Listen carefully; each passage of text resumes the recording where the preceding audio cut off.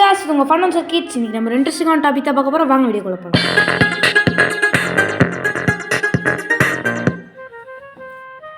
Guys, கவ்பாய்ஸோட ஹிஸ்ட்ரியை நம்ம part 1 போட்டிருக்கோம். ஸோ அதுவும் நம்ம சேனலில் இருக்குது, போய் பார்த்து சப்ஸ்கிரைப் பண்ணிக்கோங்க. ஸோ இன்றைக்கி நம்ம பார்ட் 2 தான் பார்க்க போகிறோம். The history of cowboys, red Indians vs cowboys.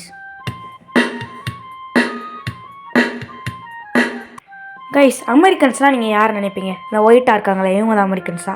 அதுதான் கிடையாது. இவங்க அமெரிக்கன்ஸ் கிடையாது. நேட்டிவ் அமெரிக்கன்ஸ் சொல்கிற ரெட் இண்டியன்ஸ் தான் உண்மையான அமெரிக்கன்ஸ். அப்போ இப்போ இருக்க ஒயிட் கலர் அமெரிக்கன்ஸ்லாம் யாருன்னு கேட்டிங்கன்னா அவங்களாம் யூரோப்பியன்ஸ், அதாவது ஐரோப்பிய நாட்டிலேருந்து வந்தவங்க. இங்கே குடியேறதுக்காக கொத்து கொத்தாக ரெட் இண்டியன்ஸை கொண்டாங்க. ரெட் இண்டியன்ஸ் அவங்க பழங்குடியினர்கள் மாதிரி இருப்பாங்க.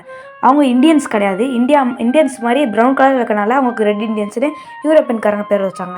அதுக்கு அவங்களெல்லாம் கொத்து கொத்தாக கொள்றதுக்காக கவ்பாய்ஸ் இறக்குனாங்க. கவ்பாய்ஸ் போய் அங்கே இருக்க எல்லா ரெட் இண்டியன்ஸையும் கொண்டாங்க. அதுக்கப்புறம் கவ்பாய்ஸ் அவங்க ஃப்ரீயாக அந்த இடத்த ஃபுல்லாக அப்படியே மாடுகளை மேய்க்க ஆரம்பித்தாங்க.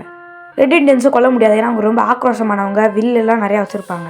அவங்கள கொல்றதுக்கு ஒரு குளிக்கு வழியை ஏற்படுத்துகிறாங்க. என்னென்னா கவ்பாய்ஸ்லாம் சேர்ந்து பஃபலோஸ் இருக்குல்ல, அவங்க சாப்பிட்றதுக்காண்டிய பஃபலோஸ் மாடுகள், அதெல்லாம் கொத்து கொத்தாக கொன்று எல்லாத்தையும் அழிச்சிட்டாங்க. அதனால அவங்க சாப்பாடு இல்லாமல் கவ்பாய்ஸ் கிட்ட, அதாவது யூரோப்பியன்ஸ் கிட்டலாம் அடிபடிஞ்சுவாங்கன்னு நினச்சாங்க. அதுதான் உண்மையில் நடந்துச்சு. நிறையா ரெட் இண்டியன்ஸ் இனமே அழிஞ்சிருச்சு. கொஞ்சம் பேர் தான் இருக்காங்க, இன்னும் இப்போ இருக்காங்க. எக்ஸாம்பிள் நம்ம ஜேசன் மொமோவா, அதாவது அக்வாமேனை நடிச்சார்ல, அவர் ஒரு நேட்டிவ் அமெரிக்கன், அதாவது ரெட் இண்டியன். பார்ட் 3ல பார்க்கலாம். பை.